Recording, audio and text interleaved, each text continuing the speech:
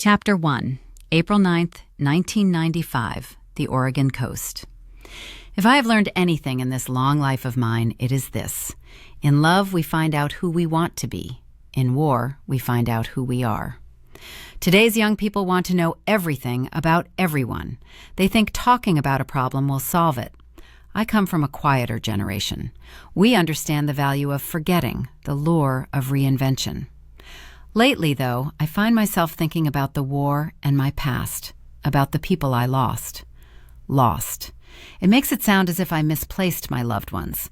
Perhaps I left them where they don't belong and then turned away, too confused to retrace my steps. They are not lost, nor are they in a better place. They are gone.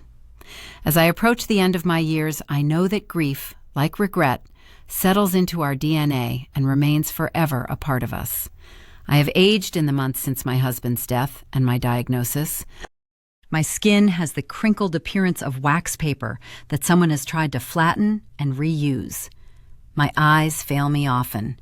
In the darkness, when headlights flash, when rain falls, it is unnerving, this new unreliability in my vision. Perhaps that's why I find myself looking backward. The past has a clarity I can no longer see in the present. I want to imagine there will be peace when I am gone, that I will see all of the people I have loved and lost, at least that I will be forgiven. I know better, though, don't I? My house, named The Peaks by the lumber baron who built it more than 100 years ago, is for sale, and I am preparing to move because my son thinks I should. He is trying to take care of me, to show how much he loves me in this most difficult of times, and so I put up with his controlling ways. What do I care where I die? That is the point, really. It no longer matters where I live. I am boxing up the Oregon beachside life I settled into nearly 50 years ago. There is not much I want to take with me, but there is one thing. I reach for the hanging handle that controls the attic steps. The stairs unfold from the ceiling like a gentleman extending his hand. The flimsy stairs wobble beneath my feet as I climb into the attic, which smells of must and mold. A single hanging light bulb swings overhead. I pull the cord. It is like being in the hold of an old steamship. Wide wooden planks panel the walls. Cobwebs turn the creases silver and hang in skeins from the indentations between the planks. The ceiling is so steeply pitched that I can stand upright only in the center of the room. I see the rocking chair I used when my grandchildren were young, then an old crib, and a ratty-looking rocking horse set on rusty springs, and the chair my daughter was refinishing when she got sick. Boxes are tucked along the wall marked Xmas, Thanksgiving, Easter, Halloween, serveware, sports. In those boxes are the things I don't use much anymore but can't bear to part with. For me, admitting that I won't decorate a tree for Christmas is giving up, and I've never been good at letting go. Tucked in the corner is what I am looking for, an ancient steamer trunk covered in travel stickers. With effort, I drag the heavy trunk to the center of the attic, directly beneath the hanging light. I kneel beside it, but the pain in my knees is piercing, so I slide onto my backside. For the first time in 30 years, I lift the trunk's lid. The top tray is full of baby memorabilia. Tiny shoes, ceramic hand molds, crayon drawings populated by stick figures and smiling suns, report cards, dance recital pictures. I lift the tray from the trunk and set it aside. The mementos in the bottom of the trunk are in a messy pile. Several faded leather-bound journals, a packet of aged postcards tied together with a blue satin ribbon, a cardboard box bent in one corner, a set of slim books of poetry by Julien Rossignol, and a shoebox that holds hundreds of black and white photographs. On top is a yellowed, faded piece of paper. My hands are shaking as I pick it up. It is a carte d'identité, an identity card from the war. I see the small, passport-sized photo of a young woman, Juliette Gervais. "Mom?" I hear my son on the creaking wooden steps, footsteps that match my heartbeats. Has he called out to me before? "Mom, you shouldn't be up here." Shit, the steps are unsteady. He comes to stand beside me. One fall and I touch his pant leg shake my head softly. I can't look up. Don't is all I can say. He kneels, then sits. I can smell his aftershave, something subtle and spicy, and also a hint of smoke.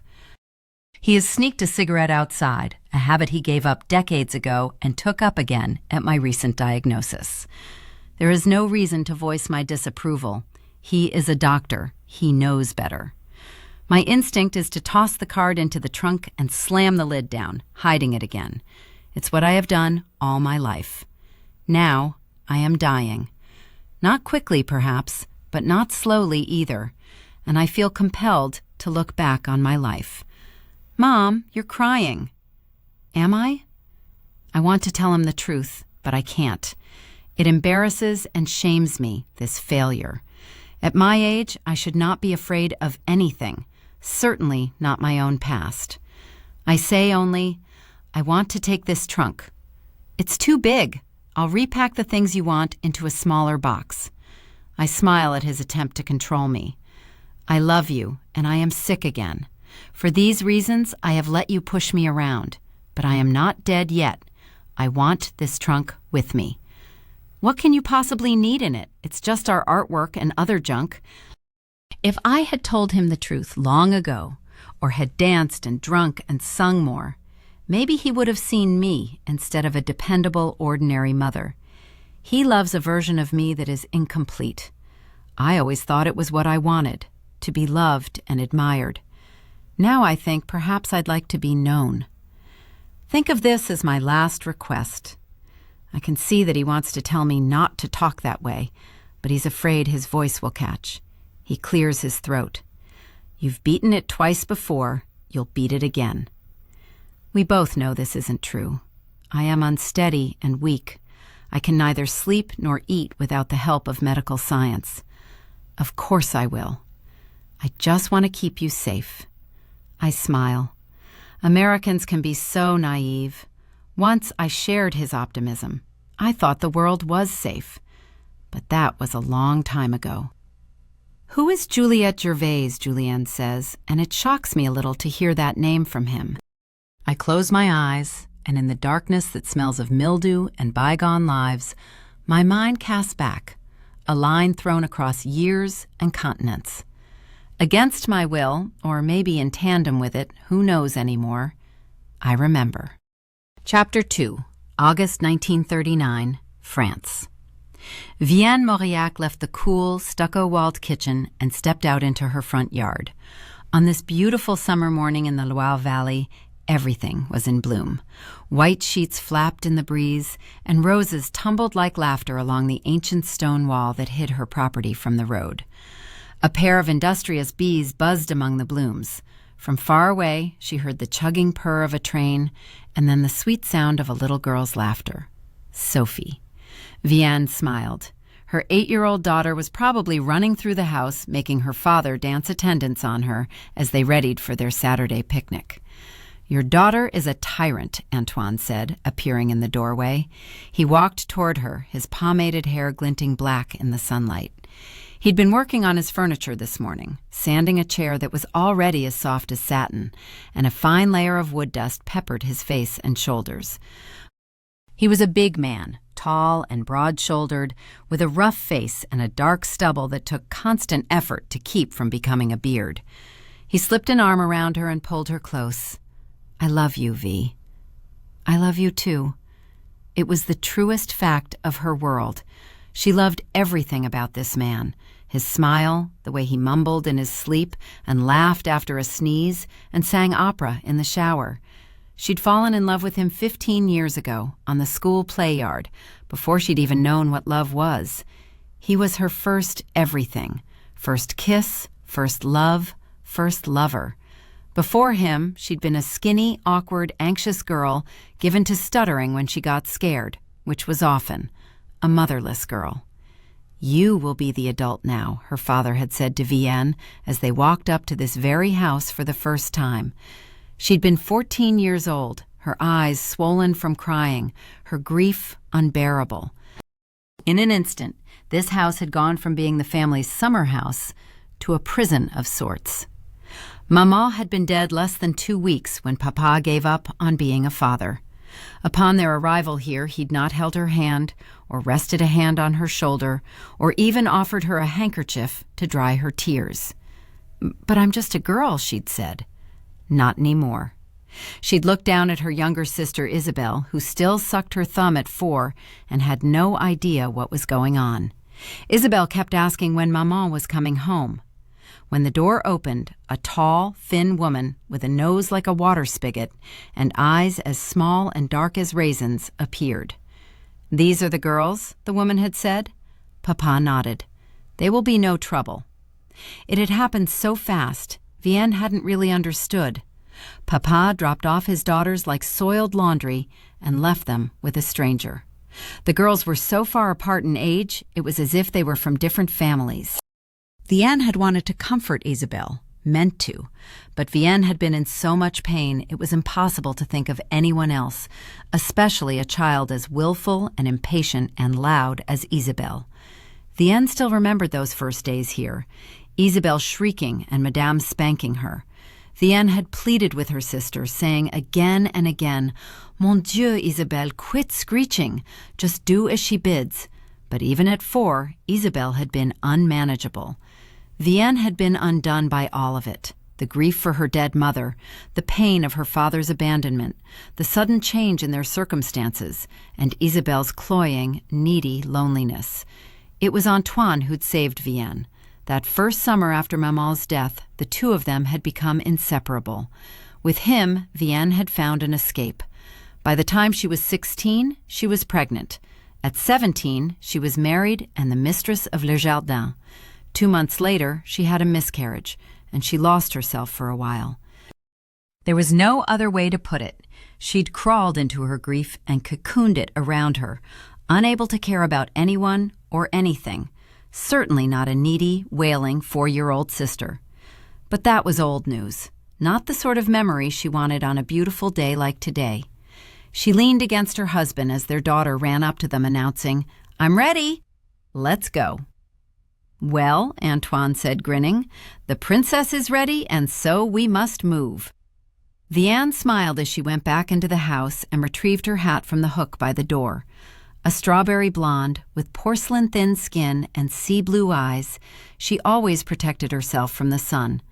By the time she'd settled the wide-brimmed straw hat in place and collected her lacy gloves and picnic basket, Sophie and Antoine were already outside the gate. Vienne joined them on the dirt road in front of their home. It was barely wide enough for an automobile. Beyond it stretched acres of hayfields, the green here and there studded with red poppies and blue cornflowers. Forests grew in patches. In this corner of the Loire Valley, fields were more likely to be growing hay than grapes. Although less than 2 hours from Paris by train, it felt like a different world altogether. Few tourists visited, even in the summer. Now and then an automobile rumbled past, or a bicyclist, or an ox-driven cart, but for the most part, they were alone on the road. They lived nearly a mile from Carriveau, a town of less than 1,000 souls that was known mostly as a stopping point on the pilgrimage of Saint Jeanne d'Arc. There was no industry in town and few jobs, except for those at the airfield that was the pride of Carriveau, the only one of its kind for miles. In town, narrow cobblestone streets wound through ancient limestone buildings that leaned clumsily against one another. Mortar crumbled from stone walls, ivy hid the decay that lay beneath, unseen, but always felt. The village had been cobbled together piecemeal, crooked streets, uneven steps, blind alleys, over hundreds of years. Colors enlivened the stone buildings, red awnings ribbed in black metal, ironwork balconies decorated with geraniums in terracotta planters. Everywhere there was something to tempt the eye. A display case of pastel macaroons, rough willow baskets filled with cheese and ham and saucisson, crates of colorful tomatoes and aubergines and cucumbers. The cafes were full on this sunny day. Men sat around metal tables drinking coffee and smoking hand-rolled brown cigarettes and arguing loudly. A typical day in Carriveau. Monsieur Lachoa was sweeping the street in front of his saladerie, and Madame Clonet was washing the window of her hat shop, and a pack of adolescent boys was strolling through town, shoulder to shoulder, kicking bits of trash and passing a cigarette back and forth. At the end of town, they turned toward the river. At a flat, grassy spot along the shore, Vianne set down her basket and spread out a blanket in the shade of a chestnut tree. From the picnic basket, she withdrew a crusty baguette, a wedge of rich double cream cheese, 2 apples, some slices of paper-thin Bayonne ham, and a bottle of Boulanger 36. She poured her husband a glass of champagne and sat down beside him as Sophie ran toward the riverbank. The day passed in a haze of sunshine-warmed contentment. They talked and laughed and shared their picnic. It wasn't until late in the day, when Sophie was off with her fishing pole and Antoine was making their daughter a crown of daisies, that he said, "Hitler will suck us all into his war soon." War. It was all anyone could talk about these days, and Vianne didn't want to hear it, especially not on this lovely summer day. She tented a hand across her eyes and stared at her daughter. Beyond the river, the green Loire Valley lay cultivated with care and precision. There were no fences, no boundaries, just miles of rolling green fields and patches of trees and the occasional stone house or barn. Tiny white blossoms floated like bits of cotton in the air. She got to her feet and clapped her hands. "Come, Sophie, it's time to go home." "You can't ignore this, Vianne." "Should I look for trouble? Why? You are here to protect us." Smiling, too brightly perhaps, she packed up the picnic and gathered her family and led them back to the dirt road. In less than 30 minutes, they were at the sturdy wooden gate of Le Jardin, the stone country house that had been in her family for 300 years. Aged to a dozen shades of gray, it was a 2-story house with blue-shuttered windows that overlooked the orchard. Ivy climbed up the 2 chimneys and covered the bricks beneath. Only 7 acres of the original parcel were left. The other 200 had been sold off over the course of 2 centuries as her family's fortune dwindled. 7 acres was plenty for Vianne. She couldn't imagine needing more. Vianne closed the door behind them. In the kitchen, copper and cast-iron pots and pans hung from an iron rack above the stove. Lavender and rosemary and thyme hung in drying bunches from the exposed timber beams of the ceiling. A copper sink, green with age, was big enough to bathe a small dog in. The plaster on the interior walls was peeling here and there to reveal paint from years gone by. The living room was an eclectic mix of furniture and fabrics: tapestried settee, Aubusson rugs, antique Chinese porcelain, chintz, and toile. Some of the paintings on the wall were excellent, perhaps important, and some were amateurish. It had the jumbled, cobbled-together look of lost money and bygone taste, a little shabby but comfortable. She paused in the salon, glancing through the glass-pane doors that led to the backyard, where Antoine was pushing Sophie on the swing he'd made for her. Vianne hung her hat gently on the hook by the door and retrieved her apron, tying it in place. While Sophie and Antoine played outside, Vianne cooked supper. She wrapped a pink pork tenderloin in thick-cut bacon, tied it in twine, and browned it in hot oil. While the pork roasted in the oven, she made the rest of the meal. At 8 o'clock, right on time, she called everyone to supper and couldn't help smiling at the thundering of feet and the chatter of conversation and the squealing of chair legs scraping across the floor as they sat down. Sophie sat at the head of the table, wearing the crown of daisies Antoine had made for her at the riverbank. Vianne set down the platter. A delicious fragrance wafted upward, roasted pork and crispy bacon, and apples glazed in a rich wine sauce, resting on a bed of browned potatoes. Beside it was a bowl of fresh peas, swimming in butter seasoned with tarragon from the garden. And of course there was the baguette Vianne had made yesterday morning. As always, Sophie talked all through supper. She was like her Tante Isabelle in that way, a girl who couldn't hold her tongue. When at last they came to dessert, îles flottantes, islands of toasted meringue floating in a rich crème anglaise, there was a satisfied silence around the table. "Well," Vianne said at last, pushing her half-empty dessert plate away, "it's time to do the dishes." "Ah, Maman," Sophie whined. "No whining," Antoine said. Not at your age." Vianne and Sophie went into the kitchen, as they did each night, to their stations.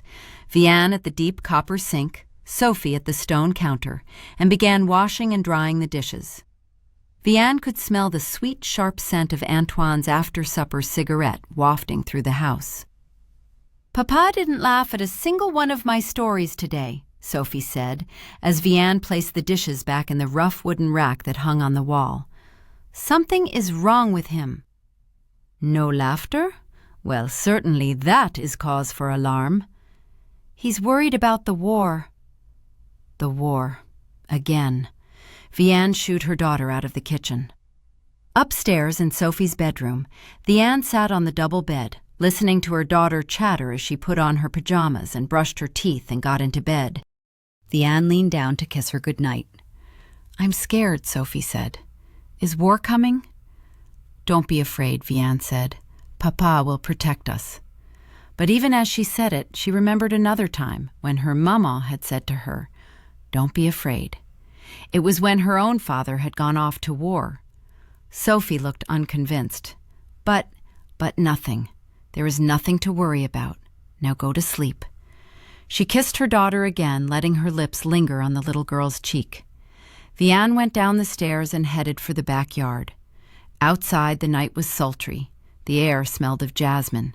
She found Antoine sitting in one of the iron cafe chairs out on the grass, his legs stretched out, his body slumped uncomfortably to one side. She came up beside him, put a hand on his shoulder. He exhaled smoke and took another long drag on the cigarette. Then he looked up at her. In the moonlight, his face appeared pale and shadowed, almost unfamiliar. He reached into the pocket of his vest and pulled out a piece of paper. "I have been mobilized, Vianne, along with most men between 18 and 35. "Mobilized? But we are not at war. I am to report for duty on Tuesday." But, you're a postman." He held her gaze, and suddenly she couldn't breathe. "I am a soldier now, it seems." Chapter 3. Vianne knew something of war. Not its clash and clatter and smoke and blood, perhaps, but the aftermath. Though she had been born in peacetime, her earliest memories were of the war. She remembered watching her maman cry as she said goodbye to papa. She remembered being hungry and always being cold. But most of all, she remembered how different her father was when he came home, how he limped and sighed and was silent. That was when he began drinking and keeping to himself and ignoring his family. After that, she remembered doors slamming shut, arguments erupting and disappearing into clumsy silences, and her parents sleeping in different rooms. The father who went off to war was not the one who came home. She had tried to be loved by him. More important, she had tried to keep loving him. But in the end, one was as impossible as the other. In the years since he'd shipped her off to Carriveau, Vianne had made her own life. She sent her father Christmas and birthday cards, but she'd never received one in return, and they rarely spoke. What was there left to say? Unlike Isabelle, who seemed incapable of letting go, Vianne understood and accepted that when Maman had died, their family had been irreparably broken. He was a man who simply refused to be a father to his children. "I know how war scares you," Antoine said. "The Maginot Line will hold," she said, trying to sound convincing. "You'll be home by Christmas." The Maginot Line was miles and miles of concrete walls and obstacles and weapons that had been constructed along the German border after the Great War to protect France. The Germans couldn't breach it. Antoine took her in his arms. The scent of jasmine was intoxicating, and she knew suddenly, certainly, that from now on, whenever she smelled jasmine, she would remember this goodbye. "I love you, Antoine Mauriac, and I expect you to come home to me." Later, she couldn't remember them moving into the house, climbing the stairs, lying down in bed, undressing each other. She remembered only being naked in his arms, lying beneath him as he made love to her in a way he never had before, with frantic, searching kisses and hands that seemed to want to tear her apart, even as they held her together. "You're stronger than you think you are, Vi," he said afterward, when they lay quietly in each other's arms. "I'm not," she whispered, too quietly for him to hear. The next morning, Vianne wanted to keep Antoine in bed all day, maybe even convince him that they should pack their bags and run like thieves in the night. But where would they go? War hung over all of Europe. By the time she finished making breakfast and doing the dishes, a headache throbbed at the base of her skull. "You seem sad, Maman," Sophie said. "How can I be sad on a gorgeous summer's day when we are going to visit our best friends?" Vianne smiled a bit too brightly. It wasn't until she was out the front door and standing beneath one of the apple trees in the front yard that she realized she was barefoot.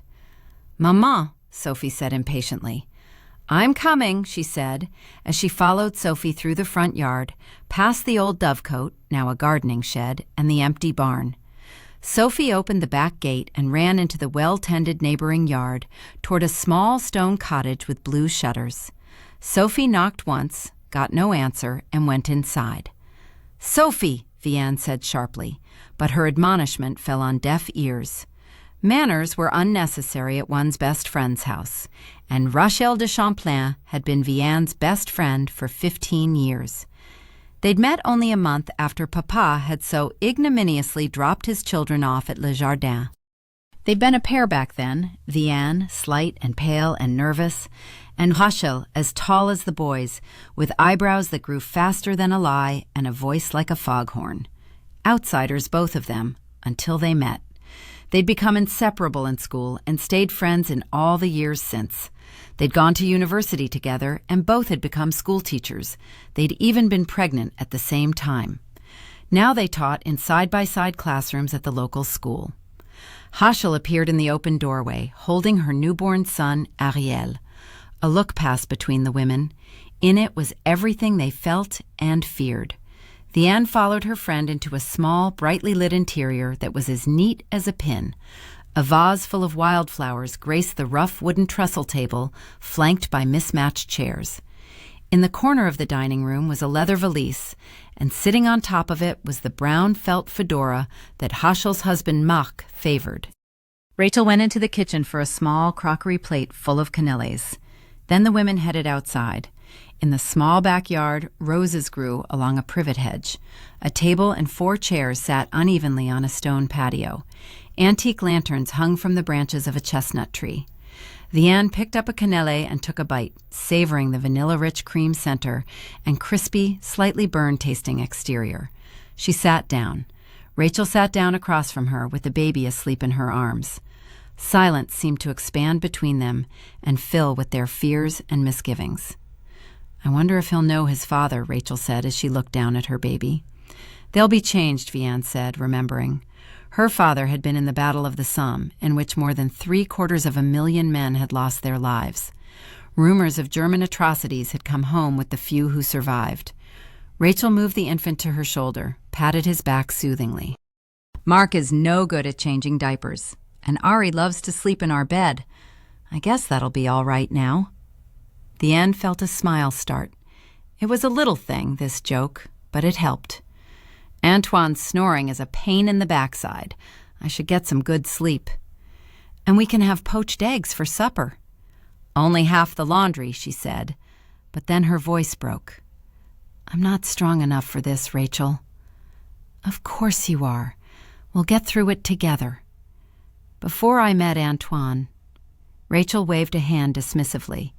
I know. You were as skinny as a branch, you stuttered when you got nervous, and you were allergic to everything. I know. I was there. But that's all over now. You'll be strong. You know why?" "Why?" Rachel's smile faded.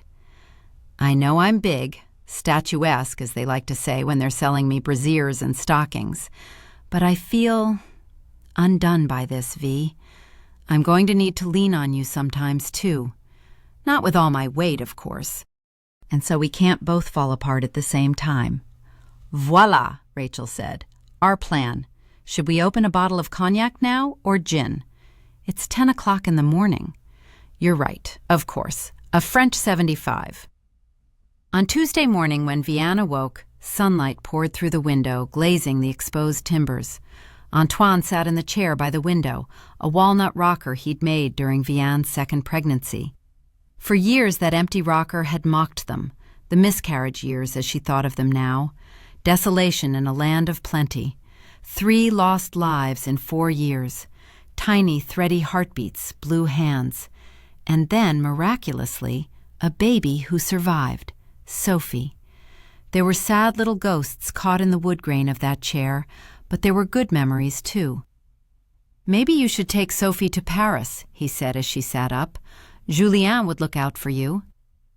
"My father has made his opinion on living with his daughters quite clear. I cannot expect a welcome from him." Vianne pushed the matelas coverlet aside and rose, putting her bare feet on the worn rug. "Will you be all right?" "Sophie and I will be fine. You'll be home in no time anyway. The Maginot Line will hold, and Lord knows the Germans are no match for us."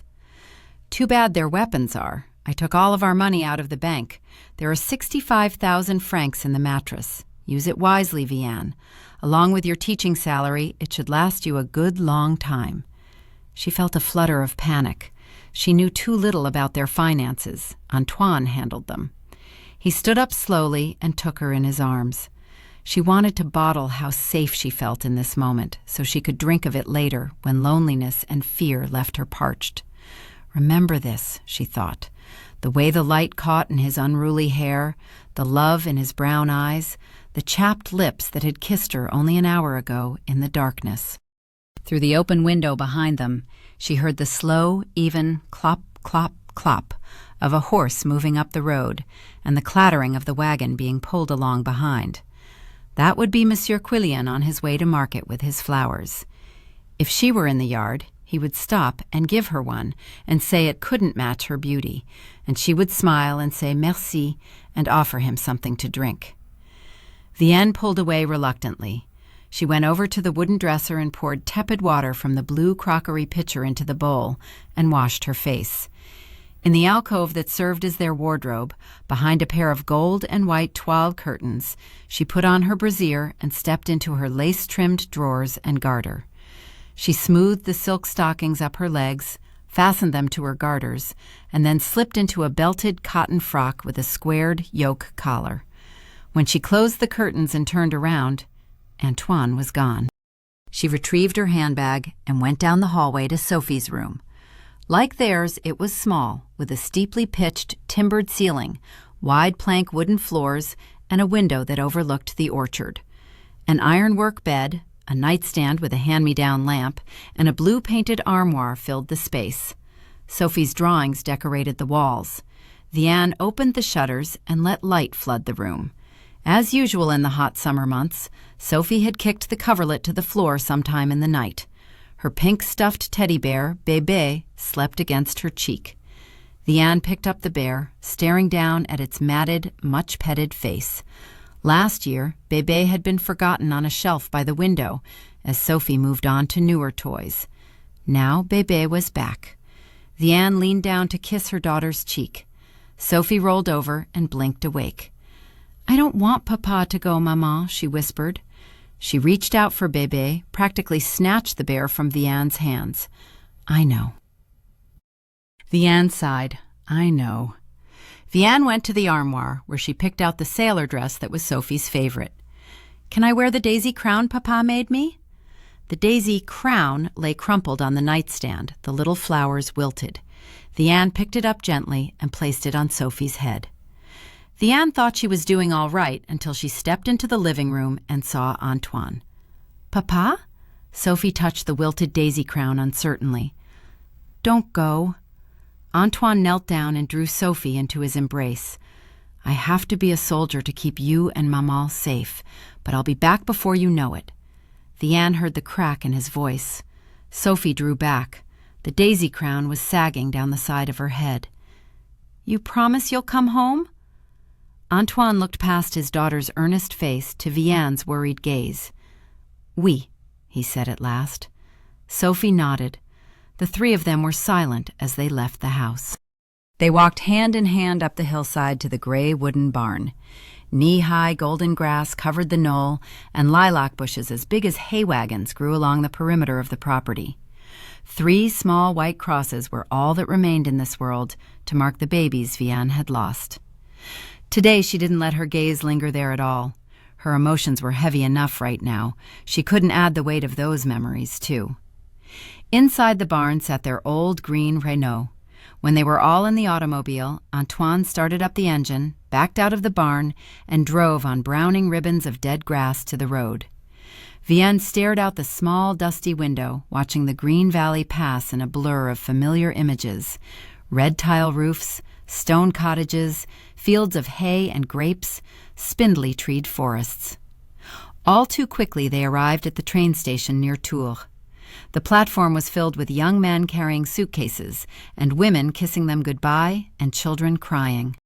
A generation of men were going off to war. Again. Don't think about it, Vianne told herself. Don't remember what it was like last time, when the men limped home, faces burned, missing arms and legs.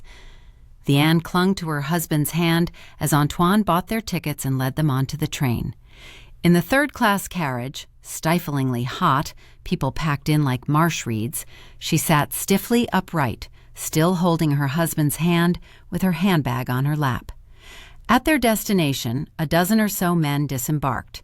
Vianne and Sophie and Antoine followed the others down a cobblestone street and into a charming village that looked like most small communes in Touraine. How was it possible that war was coming, and that this quaint town with its tumbling flowers and crumbling walls was amassing soldiers to fight? Antoine tugged at her hand, got her moving again. When had she stopped? Up ahead, a set of tall, recently erected iron gates had been bolted into stone walls. Behind them were rows of temporary housing. The gates swung open. A soldier on horseback rode out to greet the new arrivals, his leather saddle creaking at the horse's steps, his face dusty and flushed from heat. He pulled on the reins and the horse halted, throwing its head and snorting. An aeroplane droned overhead. "You, men," the soldier said, "bring your papers to the lieutenant over there by the gate. Now, move." Antoine kissed Vianne with a gentleness that made her want to cry. "I love you," he said against her lips. "I love you too," she said, but the words that always seemed so big felt small now.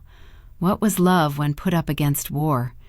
"Me too, Papa, me too," Sophie cried, flinging herself into his arms. They embraced as a family, one last time, until Antoine pulled back. "Goodbye," he said. Vianne couldn't say it in return. She watched him walk away, watched him merge into the crowd of laughing, talking young men, becoming indistinguishable. The big iron gates slammed shut, the clang of metal reverberating in the hot, dusty air, and Vianne and Sophie stood alone in the middle of the street. Chapter 4, June 1940, France. The medieval villa dominated a deeply green, forested hillside. It looked like something in a confectioner's shop window, a castle sculpted of caramel, with spun sugar windows and shutters the color of candied apples. Far below, a deep blue lake absorbed the reflection of the clouds. Manicured gardens allowed the villa's occupants and, more important, their guests, to stroll about the grounds, where only acceptable topics were to be discussed. In the formal dining room, Isabelle Rossignol sat stiffly erect at the white cloth table that easily accommodated 24 diners. Everything in this room was pale. Walls and floor and ceiling were all crafted of oyster-hued stone. The ceiling arched into a peak nearly 20 feet overhead. Sound was amplified in this cold room, as trapped as the occupants. Madame Dufour stood at the head of the table, dressed in a severe black dress that revealed the soup-spoon-sized hollow at the base of her long neck. A single diamond brooch was her only adornment. "One good piece, ladies, and choose it well. Everything makes a statement. Nothing speaks quite so loudly as cheapness." Her narrow face ended in a blunt chin and was framed by curls so obviously peroxided, the desired impression of youth was quite undone. "The trick," she was saying in a cultivated voice, clipped and cut, "is to be completely quiet and unremarkable in your task." Each of the girls at the table wore the fitted blue woolen jacket and skirt that was the school uniform. It wasn't so bad in the winter, but on this hot June afternoon, the ensemble was unbearable. Isabelle could feel herself beginning to sweat, and no amount of lavender in her soap could mask the sharp scent of her perspiration. She stared down at the unpeeled orange placed in the center of her Limoges china plate. Flatware lay in precise formation on either side of the plate. Salad fork, dinner fork, knife, spoon, butter knife, fish fork. It went on and on. "Now," Madame Dufour said, "pick up the correct utensils, quietly, s'il vous plaît, quietly, and peel your orange." Isabelle picked up her fork and tried to ease the sharp prongs into the heavy peel, but the orange rolled away from her and bumped over the gilt edge of the plate, clattering the china. "Merde," she muttered, grabbing the orange before it fell to the floor. "Merde?" Madame Dufour was beside her. Isabelle jumped in her seat. "Mon Dieu!" The woman moved like a viper in the reeds. "Pardon, madame," Isabelle said, returning the orange to its place. "Mademoiselle Rossignol," Madame said, "how is it that you have graced our halls for 2 years and learned so little?" Isabelle again stabbed the orange with her fork. A graceless but effective move. Then she smiled up at Madame. "Generally, Madame, the failing of a student to learn is the failing of the teacher to teach." Breaths were indrawn all down the table. "Ah," Madame said, "so we are the reason you still cannot manage to eat an orange properly." Isabelle tried to slice through the peel. Too hard, too fast. The silver blade slipped off the puckered peel and clanged on the china plate. Madame Dufour's hand snaked out, her fingers coiled around Isabelle's wrist. All up and down the table, the girls watched. "Polite conversation, girls," Madame said, smiling thinly. "No one wants a statue for a dinner partner." On cue, the girls began speaking quietly to one another about things that did not interest Isabelle. Gardening, weather, fashion. Acceptable topics for women. Isabelle heard the girl next to her say quietly, "I am so very fond of Alençon lace, aren't you?" And really, it was all she could do to keep from screaming. "Mademoiselle Rossignol," Madame said, "you will go see Madame Allard and tell her that our experiment has come to an end." "What does that mean?" "She will know. Go." Isabelle scooted back from the table quickly, lest Madame change her mind. Madame's face scrunched in displeasure at the loud screech the chair legs made on the stone floor. Isabelle smiled. "I really do not like oranges, you know." "Really?" Madame said sarcastically. Isabelle wanted to run from this stifling room, but she was already in enough trouble, so she forced herself to walk slowly, her shoulders back, her chin up. At the stairs, which she could navigate with 3 books on her head if required, she glanced sideways, saw that she was alone, and rushed down. In the hallway below, she slowed and straightened. By the time she reached the headmistress's office, she wasn't even breathing hard. She knocked. At Madame's flat, "Come in," Isabelle opened the door. Madame Allard sat behind a gilt-trimmed mahogany writing desk. Medieval tapestries hung from the stone walls of the room, and an arched, leaded glass window overlooked gardens so sculpted they were more art than nature. Even birds rarely landed here. No doubt they sensed the stifling atmosphere and flew on. Isabelle sat down, remembering an instant too late that she hadn't been offered a seat. She popped back up. "Pardon, madame." "Sit down, Isabelle." She did, carefully crossing her ankles as a lady should, clasping her hands together. "Madame Dufour asked me to tell you that the experiment is over." Madame reached for one of the Murano fountain pens on her desk and picked it up, tapping it on the desk. "Why are you here, Isabelle?" "I hate oranges." "Pardon?" "And if I were to eat an orange, which honestly, madame, why would I when I don't like them, I would use my hands like the Americans do. Like everyone does, really. A fork and knife to eat an orange? I mean, why are you at the school?" "Oh, that. Well, the convent of the Sacred Heart in Avignon expelled me. For nothing, I might add." "And the Sisters of St. Francis?" "Ah, they had reason to expel me." "And the school before that?" Isabelle didn't know what to say. Madame put down her fountain pen. "You are almost 19. "Oui, madame." "I think it's time for you to leave." Isabelle got to her feet. "Shall I return to the orange lesson?" You misunderstand. I mean, you should leave the school, Isabel. It is clear that you are not interested in learning what we have to teach you. How to eat an orange and when you can spread cheese and who is more important, the second son of a duke or a daughter who won't inherit, or an ambassador to an unimportant country? Madame, do you not know what is going on in the world?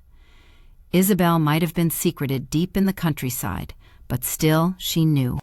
Even here, barricaded behind hedges and bludgeoned by politeness, she knew what was happening in France. At night in her monastic cell, while her classmates were in bed, she sat up, long into the night, listening to the BBC on her contraband radio. France had joined Britain in declaring war on Germany, and Hitler was on the move. All across France, people had stockpiled food and put up blackout shades and learned to live like moles in the dark. They had prepared and worried, and then nothing. Month after month, nothing happened. At first, all anyone could talk about was the Great War and the losses that had touched so many families. But as the months went on and there was only talk of war, Isabel heard her teachers calling it the drôle de guerre, the phony war. The real horror was happening elsewhere in Europe, in Belgium and Holland and Poland. Will manners not matter in war, Isabel? They don't matter now, Isabel said impulsively, wishing a moment later that she'd said nothing. Madame stood. We were never the right place for you, but my father would put me anywhere to be rid of me, she said. Isabel would rather blurt out the truth than hear another lie. She had learned many lessons in the parade of schools and convents that had housed her for more than a decade. Most of all, she'd learned that she had to rely on herself. Certainly her father and her sister couldn't be counted on. Madame looked at Isabel. Her nose flared ever so slightly, an indication of polite but pained disapproval. It is hard for a man to lose his wife. It is hard for a girl to lose her mother, she smiled defiantly. I lost both parents, though, didn't I? One died and the other turned his back on me. I can't say which hurt more. Mon Dieu, Isabelle, must you always speak whatever is on your mind? Isabelle had heard this criticism all her life. But why should she hold her tongue? No one listened to her either way. So you will leave today. I will telegram your father. Thomas will take you to the train. Tonight?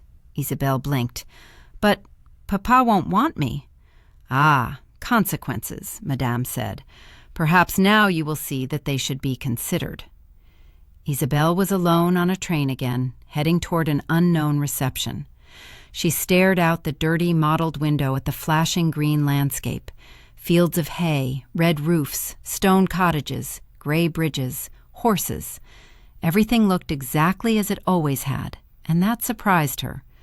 War was coming, and she'd imagined it would leave a mark on the countryside somehow, changing the grass color, or killing the trees, or scaring away the birds. But now, as she sat on this train chugging into Paris, she saw that everything looked completely ordinary. At the sprawling Gare de Lyon, the train came to a wheezing, belching stop. Isabelle reached down for the small valise at her feet and pulled it onto her lap. As she watched the passengers shuffle past her, exiting the train carriage, the question she'd avoided came back to her. Papa. She wanted to believe he would welcome her home, that finally he would hold out his hands and say her name in a loving way, the way he had before, when Maman had been the glue that held them together. She stared down at her scuffed suitcase. So small. Most of the girls in the schools she'd attended had arrived with a collection of trunks bound in leather straps and studded with brass tacks. They had pictures on their desks and mementos on their nightstands and photograph albums in their drawers. Isabelle had a single framed photograph of a woman she wanted to remember and couldn't. When she tried, all that came to her were blurry images of people crying and the physician shaking his head, and her mother saying something about holding tightly to her sister's hand, as if that would help. Vienne had been as quick to abandon Isabelle as Papa had been. She realized that she was the only one left in the carriage. Clasping her suitcase in her gloved hand, she sidled out of the seat and exited the carriage. The platforms were full of people. Trains stood in shuddering rows. Smoke filled the air, puffed up toward the high arched ceiling. Somewhere a whistle blared. Great iron wheels began to churn. The platform trembled beneath her feet. Her father stood out even in the crowd. When he spotted her, she saw the irritation that transformed his features, reshaped his expression into one of grim determination. He was a tall man, at least 6'2", but he had been bent by the Great War, or at least that was what Isabelle remembered hearing once. His broad shoulders sloped downward, as if posture were too much to think about with all that was on his mind. His thinning hair was gray and unkempt. He had a broad, flattened nose like a spatula, and lips as thin as an afterthought. On this hot summer day, he wore a wrinkled white shirt with sleeves rolled up. A tie hung loosely tied around his fraying collar, and his corduroy pants were in need of laundering. She tried to look mature. Perhaps that was what he wanted of her. Isabelle. She clutched her suitcase handle in both hands. Papa? Kicked out of another one. She nodded, swallowing hard. How will we find another school in these times? That was her opening. I want to live with you, Papa. With me? He seemed irritated and surprised. But wasn't it normal for a girl to want to live with her father? She took a step toward him. I could work in the bookstore. I won't get in your way. She drew in a sharp breath, waiting. Sound amplified suddenly. She heard people walking, the platforms groaning beneath them, pigeons flapping their wings overhead, a baby crying. Of course, Isabelle. Come home. Her father sighed in disgust and walked away. Well, he said, looking back, are you coming? Isabelle lay on a blanket in the sweet-smelling grass, a book open in front of her.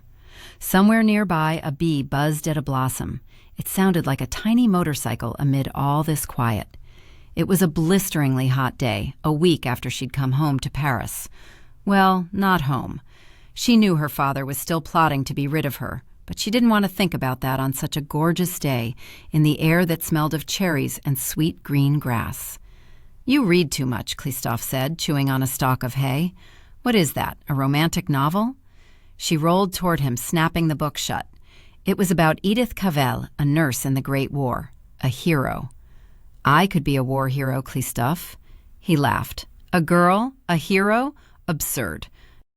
Isabelle got to her feet quickly, yanking up her hat and white kid gloves. Don't be mad, he said, grinning up at her. I'm just tired of the war talk, and it's a fact that women are useless in war. Your job is to wait for our return. He propped his cheek in one hand and peered up at her through the mop of blonde hair that fell across his eyes. In his yachting-style blazer and wide-legged white pants, he looked exactly like what he was, a privileged university student who was unused to work of any kind. Many students his age had volunteered to leave university and join the army. Not Christophe. Isabelle hiked up the hill and through the orchard, out to the grassy knoll where his open-topped Panhard was parked. She was already behind the wheel with the engine running when Christophe appeared, a sheen of sweat on his conventionally handsome face, the empty picnic basket hanging from his arm. Just throw that stuff in the back, she said with a bright smile. You're not driving. It appears that I am. Now get in. It's my automobile, Isabelle. Well, to be precise, and I know how important the facts are to you, Christophe, it's your mother's automobile, and I believe a woman should drive a woman's automobile. Isabelle tried not to smile when he rolled his eyes and muttered, "Fine," and leaned over to place the basket behind Isabelle's seat. Then, moving slowly enough to make his point, he walked around the front of the automobile and took his place in the seat beside her. He had no sooner clicked the door shut than she put the automobile in gear and stomped on the gas. The automobile hesitated for a second, then lurched forward, spewing dust and smoke as it gathered speed. Mon Dieu, Isabelle, slow down! She held on to her flapping straw hat with one hand and clutched the steering wheel with the other. She barely slowed as she passed other motorists. Mon Dieu, slow down, he said again. Certainly he must know that she had no intention of complying. A woman can go to war these days, Isabelle said when the Paris traffic finally forced her to slow down. I could be an ambulance driver, maybe. Or I could work on breaking secret codes, or charming the enemy into telling me a secret location or plan. Remember that game? War is not a game, Isabelle. I believe I know that, Christophe. But if it does come, I can help. That's all I'm saying. On the Rue de l'Amiral de Coligny, she had to slam on the brakes to avoid hitting a lorry. A convoy from the Comédie Française was pulling out of the Louvre Museum. In fact, there were lorries everywhere and uniformed gendarmes directing traffic. Sandbags were piled up around several buildings and monuments to protect from attack, of which there had been none since France joined the war. Why were there so many French policemen out here? Odd, Isabelle mumbled, frowning. Christophe craned his neck to see what was going on. They're moving treasures out of the Louvre, he said. Isabelle saw a break in traffic and sped up. In no time she had pulled up in front of her father's bookshop and parked. She waved goodbye to Christophe and ducked into the shop. It was long and narrow, lined from floor to ceiling with books. Over the years, her father had tried to increase his inventory by building freestanding bookcases. The result of his improvements was the creation of a labyrinth. The stacks led one this way and that, deeper and deeper within. At the very back were the books for tourists. Some stacks were well lit, some in shadows. There weren't enough outlets to illuminate every nook and cranny, but her father knew every title on every shelf. "You're late," he said, looking up from his desk in the back. He was doing something with the printing press, probably making one of his books of poetry, which no one ever purchased. His blunt-tipped fingers were stained blue. "I suppose boys are more important to you than employment." She slid onto the stool behind the cash register. In the week she'd lived with her father, she'd made it a point not to argue back, although acquiescing gnawed at her. She tapped her foot impatiently. Words, phrases, excuses clamored to be spoken aloud. It was hard not to tell him how she felt, but she knew how badly he wanted her gone, so she held her tongue. "Do you hear that?" he said sometime later. Had she fallen asleep? Isabelle sat up. She hadn't heard her father approach, but he was beside her now, frowning. There was a strange sound in the bookshop, to be sure. Dust fell from the ceiling. The bookcases clattered slightly, making a sound like chattering teeth. Shadows passed in front of the leaded glass display windows at the entrance. Hundreds of them. People? So many of them? Papa went to the door. Isabelle slid off her stool and followed him. As he opened the door, she saw a crowd running down the street, filling the sidewalks. "What in the world?" Papa muttered. Isabelle pushed past Papa, elbowed her way into the crowd. A man bumped into her so hard she stumbled, and he didn't even apologize. More people rushed past them. "What is it? What's happened?" she asked a florid, wheezing man who was trying to break free of the crowd. "The Germans are coming into Paris," he said. "We must leave. I was in the Great War. I know." Isabelle scoffed. "Germans in Paris? Impossible." He ran away, bobbing from side to side, weaving, his hands fisting and unfisting at his sides. "We must get home," Papa said, locking the bookshop door. "It can't be true," she said. "The worst can always be true," Papa said grimly. "Stay close to me," he added, moving into the crowd. Isabelle had never seen such panic. All up and down the street, lights were coming on. Automobiles were starting. Doors were slamming shut. People screamed to one another and reached out, trying to stay connected in the melee. Isabelle stayed close to her father. The pandemonium in the streets slowed them down. The metro tunnels were too crowded to navigate, so they had to walk all the way. It was nearing nightfall when they finally made it home. At their apartment building, it took her father 2 tries to open the main door. His hands were shaking so badly. Once in, they ignored the rickety cage elevator and hurried up 5 flights of stairs to their apartment. "Don't turn on the lights," her father said harshly as he opened the door. Isabelle followed him into the living room and went past him to the window, where she lifted the blackout shade, peering out. From far away came a droning sound. As it grew louder, the window rattled, sounding like ice in a glass. She heard a high whistling sound only seconds before she saw the black flotilla in the sky, like birds flying in formation. Aeroplanes. "Boches," her father whispered. Germans. German aeroplanes flying over Paris. The whistling sound increased, became like a woman's scream, and then somewhere, maybe in the second arrondissement, she thought, a bomb exploded in a flash of eerie bright light, and something caught fire. The air raid siren sounded. Her father wrenched the curtains shut and led her out of the apartment and down the stairs. Their neighbors were all doing the same thing, carrying coats and babies and pets down the stairs to the lobby and then down the narrow, twisting stone stairs that led to the cellar. In the dark, they sat together, crowded in close. The air stank of mildew and body odor and fear. That was the sharpest scent of all. The bombing went on and on and on, screeching and droning, the cellar walls vibrating around them. Dust fell from the ceiling. A baby started crying and couldn't be soothed. "Shut that child up, please," someone snapped. "I am trying, monsieur. He is scared." So are we all. After what felt like an eternity, silence fell. It was almost worse than the noise. What if Paris was left?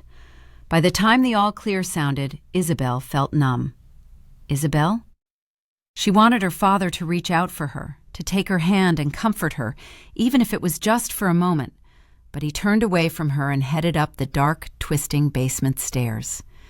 In their apartment, Isabelle went immediately to the window, peering past the shade to look for the Eiffel Tower. It was still there, rising above a wall of thick black smoke. "Don't stand by the windows," he said. She turned slowly. The only light in the room was from his torch, a sickly yellow thread in the dark. "Paris won't fall," she said. He said nothing, frowned. She wondered if he was thinking of the Great War and what he'd seen in the trenches. Perhaps his injury was hurting again, aching in sympathy with the sound of falling bombs and hissing flames. "Go to bed, Isabelle."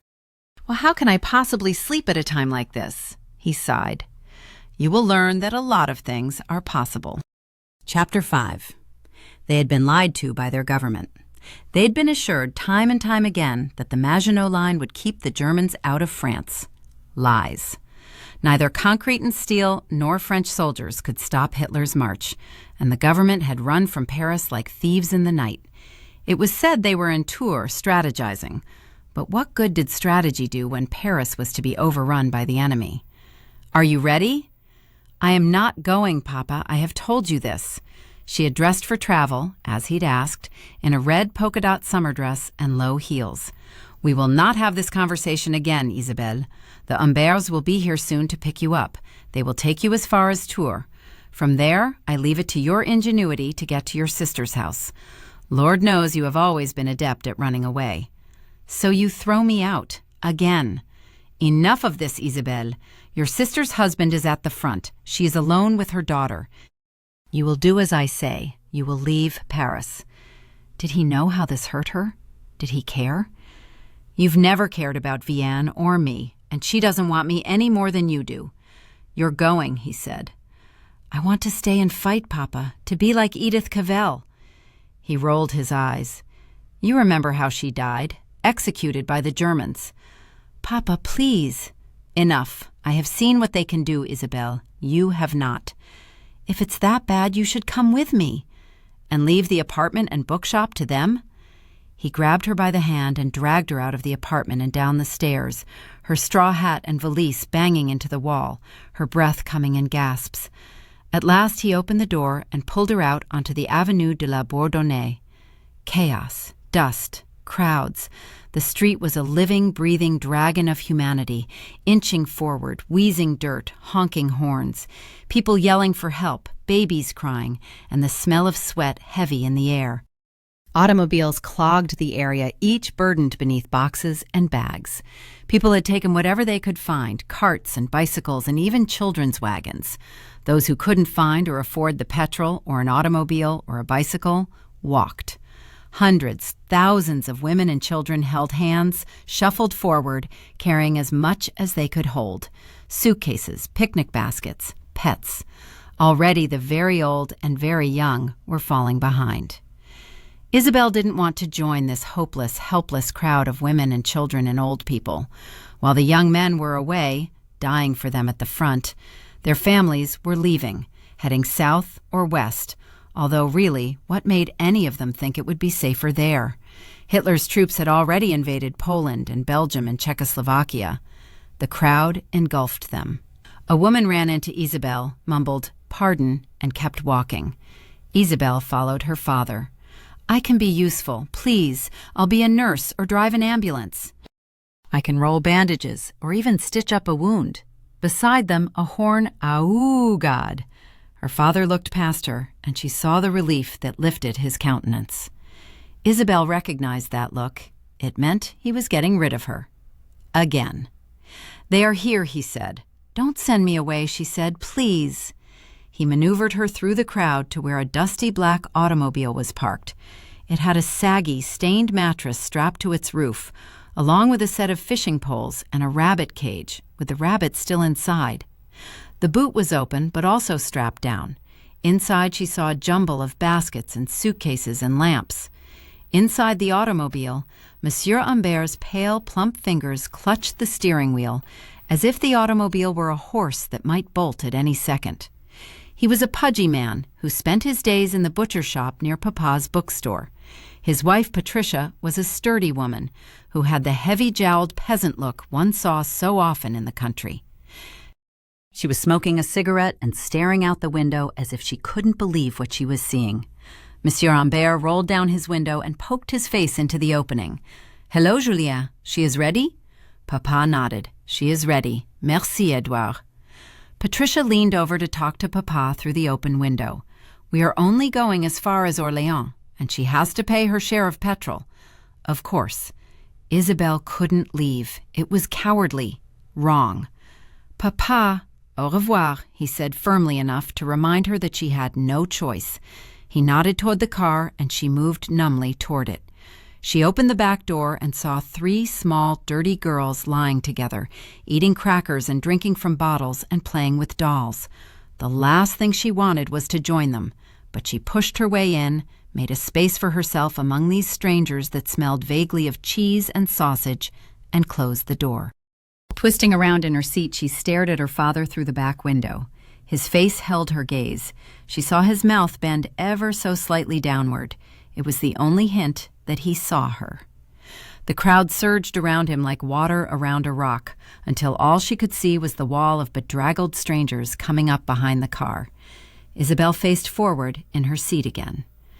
Out her window, a young woman stared back at her, wild eyes, hair a bird's nest, an infant suckling on her breast.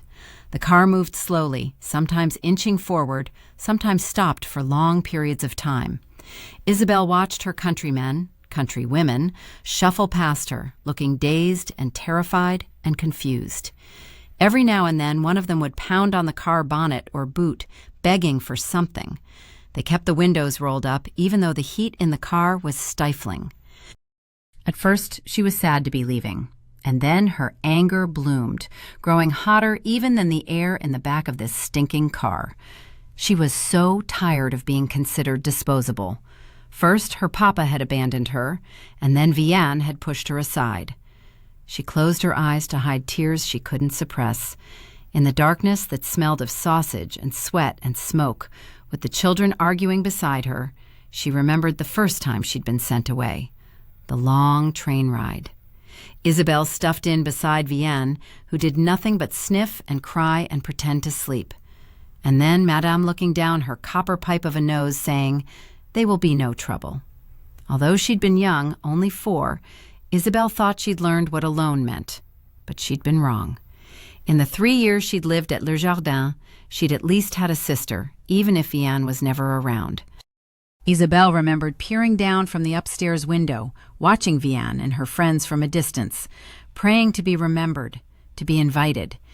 And then, when Vianne had married Antoine and fired Madame Doom, not her real name, of course, but certainly the truth, Isabel had believed she was a part of the family.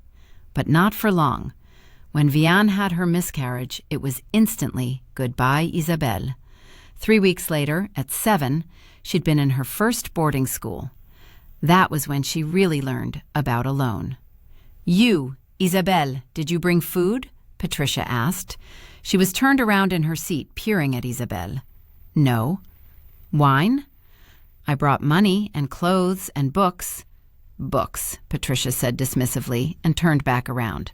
That should help. Isabel looked out the window again. What other mistakes had she already made? Hours passed. The automobile made its slow, agonizing way south.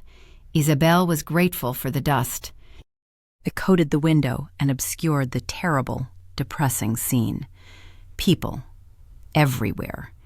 In front of them, behind them, beside them.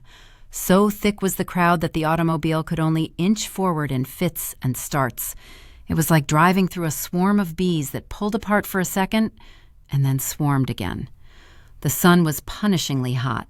It turned the smelly automobile interior into an oven and beat down on the women outside who were shuffling toward... what? No one knew what exactly was happening behind them or where safety lay ahead.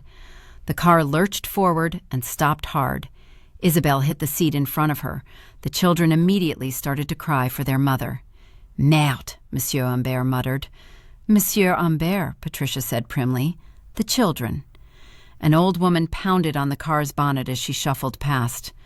"That's it then, Madame Humbert," he said. "We are out of petrol." Patricia looked like a landed fish. "What?" "I stopped at every chance along the way. You know I did. We have no more petrol and there's none to be had." "But, well, what are we to do?" "We'll find a place to stay. Perhaps I can convince my brother to come fetch us." Humbert opened his automobile door, being careful not to hit anyone ambling past, and stepped out onto the dusty dirt road. "See? There. Étampes is not far ahead. We'll get a room and a meal, and it will all look better in the morning." Isabel sat upright. Surely she had fallen asleep and missed something. Were they going to simply abandon the automobile? "You think we can walk to Tours?" Patricia turned around in her seat. She looked as drained and hot as Isabel felt. "Perhaps one of your books can help you. Certainly they were a smarter choice than bread or water. Come, girls, out of the automobile." Isabel reached down for the valise at her feet. It was wedged in tightly and required some effort to extricate. With a growl of determination, she finally yanked it free and opened the car door and stepped out. She was immediately surrounded by people, pushed and shoved and cursed at. Someone tried to yank her suitcase out of her grasp. She fought for it, hung on. As she clutched it to her body, a woman walked past her, pushing a bicycle laden with possessions. The woman stared at Isabel hopelessly, her dark eyes revealing exhaustion. Someone else bumped into Isabel. She stumbled forward and almost fell. Only the thicket of bodies in front of her saved her from going to her knees in the dust and dirt. She heard the person beside her apologize, and Isabel was about to respond when she remembered the Humberts. She shoved her way around to the other side of the car, crying out, "Monsieur Humbert!" There was no answer, just the ceaseless pounding of feet on the road. She called out Patricia's name, but her cry was lost in the thud of so many feet, so many tires crunching on the dirt. People bumped her, pushed past her. If she fell to her knees, she'd be trampled and die here, alone in the throng of her countrymen. Clutching the smooth leather handle of her valise, she joined the march toward Étampes. She was still walking hours later when night fell. Her feet ached. A blister burned with every step. Hunger walked beside her, poking her insistently with its sharp little elbow. But what could she do about it? She'd packed for a visit with her sister, not an endless exodus. She had her favorite copy of Madame Bovary and the book everyone was reading, Autant en emporte le vent, and some clothes. No food or water. She'd expected that this whole journey would last a few hours. Certainly not that she would be walking to Carriveau. At the top of a small rise, she came to a stop. Moonlight revealed thousands of people walking beside her, in front of her, behind her, jostling her, bumping into her, shoving her forward, until she had no choice but to stumble along with them. Hundreds more had chosen this hillside as a resting place. Women and children were camped along the side of the road, in fields and gutters and gullies. The dirt road was littered with broken-down automobiles and belongings, forgotten, discarded, stepped on, too heavy to carry. Women and children lay entangled in the grass or beneath trees or alongside ditches, asleep, their arms coiled around each other. Isabelle came to an exhausted halt on the outskirts of Étampes. The crowd spilled out in front of her, stumbling onto the road to town. And she knew there would be nowhere to stay in Étampes and nothing to eat. The refugees who had arrived before her would have moved through the town like locusts, buying every foodstuff on the shelves. There wouldn't be a room available. Her money would do her no good, so what should she do? Head southwest toward Tours and Carriveau. What else? As a girl, she'd studied maps of this region in her quest to return to Paris. She knew this landscape, if only she could think. She peeled away from the crowd, headed toward the collection of moonlit gray stone buildings in the distance, and picked her way carefully through the valley. All around her, people were seated in the grass or sleeping beneath blankets. She could hear them moving, whispering. Hundreds of them. Thousands. On the far side of the field, she found a trail that ran south along a low stone wall. Turning onto it, she found herself alone. She paused, letting the feel of that settle through her, calm her. Then she began walking again. After a mile or so, the trail led her into a copse of spindly trees. She was deep in the woods, trying not to focus on the pain in her toe, the ache in her stomach, the dryness in her throat, when she smelled smoke and roasting meat. Hunger stripped her resolve and made her careless. She saw the orange glow of the fire and moved toward it. At the last minute, she realized her danger and stopped. A twig snapped beneath her foot. "You may as well come over," said a male voice. "You move like an elephant through the woods." Isabelle froze. She knew she'd been stupid. There could be danger here for a girl alone. "If I wanted you dead, you'd be dead." That was certainly true. He could have come upon her in the dark and slit her throat. She'd been paying attention to nothing except the gnawing in her empty stomach and the aroma of roasting meat. "You can trust me." She stared into the darkness, trying to make him out. Couldn't. "You would say that if the opposite were true, too." A laugh. "Oui. And now, come here. I have a rabbit on the fire." She followed the glow of firelight over a rocky gully and uphill. The tree trunks around her looked silver in the moonlight. She moved lightly, ready to run in an instant. At the last tree between her and the fire, she stopped. A young man sat by the fire, leaning back against a rough trunk, one leg thrust forward, one bent at the knee. He was probably only a few years older than Isabelle. It was hard to see him well in the orange glow. He had longish, stringy black hair that looked unfamiliar with a comb or soap, and clothes so tattered and patched she was reminded of the war refugees who'd so recently shuffled through Paris, hoarding cigarettes and bits of paper and empty bottles, begging for change or help. He had the pale, unwholesome look of someone who never knew where his next meal was coming from. And yet he was offering her food. "I hope you are a gentleman," she said from her place in the darkness. He laughed. "I'm sure you do." She stepped into the light cast by the fire. "Sit," he said. She sat across from him in the grass. He leaned around the fire and handed her the bottle of wine. She took a long drink, so long he laughed as she handed him back the bottle and wiped wine from her chin. "What a pretty drunkard you are." She had no idea how to answer that. He smiled. "Gaëtan Dubois. My friends call me Guette." "Isabelle Rosignol." "Ah, a nightingale." She shrugged. It was hardly a new observation. Her surname meant nightingale. Maman had called Vianne and Isabelle her nightingales as she kissed them good night. It was one of Isabelle's few memories of her. "Why are you leaving Paris? A man like you should stay and fight." "They opened the prison. Apparently it is better to have us fight for France than sit behind bars when the Germans storm through." "You were in prison? Does that scare you?" "No, it's just unexpected." "You should be scared," he said, pushing the stringy hair out of his eyes. "Anyway, you are safe enough with me. I have other things on my mind. I'm going to check on my mama and sister and then find a regiment to join. I'll kill as many of those bastards as I can." "You're lucky," she said with a sigh. Why was it so easy for men in the world to do as they wanted and so difficult for women? "Come with me." Isabelle knew better than to believe him. "You only ask because I'm pretty and you think I'll end up in your bed if I stay," she said. He stared across the fire at her. It cracked and hissed as fat dripped onto the flames. He took a long drink of wine and handed the bottle back to her. Near the flames, their hands touched, the barest brushing of skin on skin. "I could have you in my bed right now if that's what I wanted." "Not willingly," she said, swallowing hard, unable to look away. "Willingly," he said in a way that made her skin prickle and made breathing difficult. "But that's not what I meant, or what I said. I asked you to come with me to fight." Isabel felt something so new she couldn't quite grasp it. She knew she was beautiful. It was simply a fact to her. People said it whenever they met her.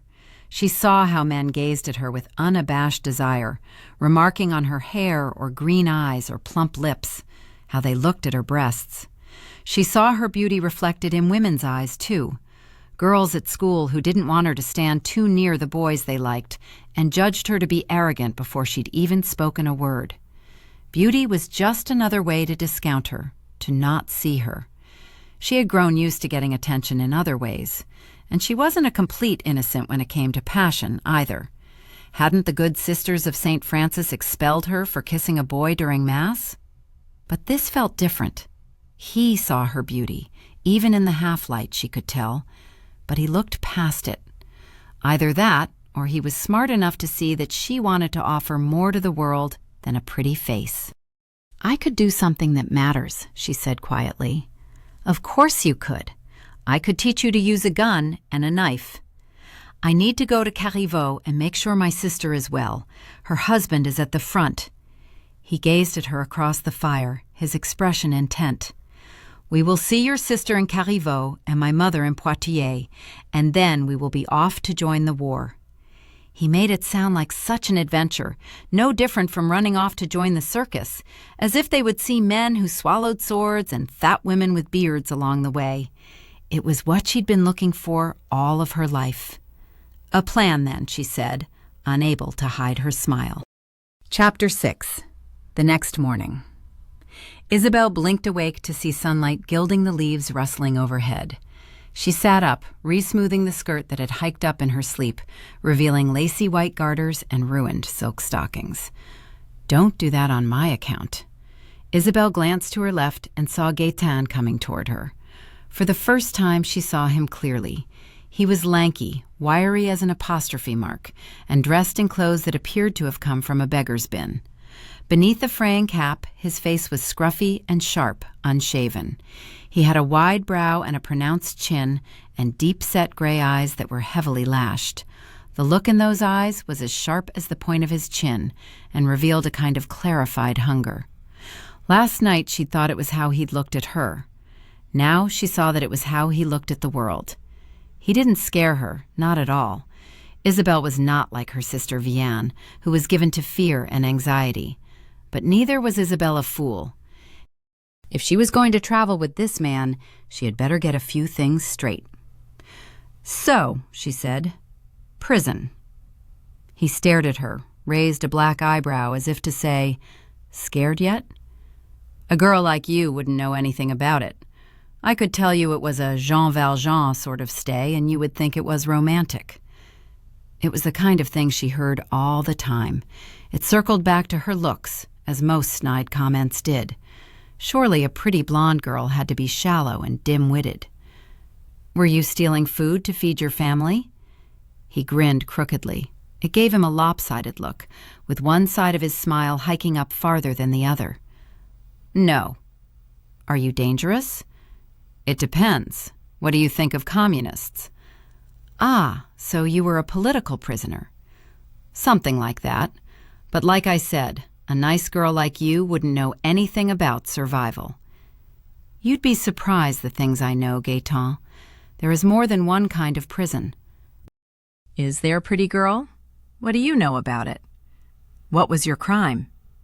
"I took things that didn't belong to me. Is that enough of an answer?" "Thief." "And you got caught?" "Obviously." "That isn't exactly comforting, Gaëtan. Were you careless?" "Get," he said, moving toward her. "I haven't decided if we're friends yet." He touched her hair, let a few strands coil around his dirty finger. "We're friends. Bank on it. Now let's go." When he reached for her hand, it occurred to her to refuse him, but she didn't. They walked out of the forest and back onto the road, merging once again into the crowd, which opened just enough to let them in and then closed around them. Isabelle hung on to Gaëtan with one hand and held her suitcase in the other. They walked for miles. Automobiles died around them. Cartwheels broke. Horses stopped and couldn't be made to move again. Isabelle felt herself becoming listless and dull, exhausted by heat and dust and thirst. A woman limped along beside her, crying, her tears black with dirt and grit.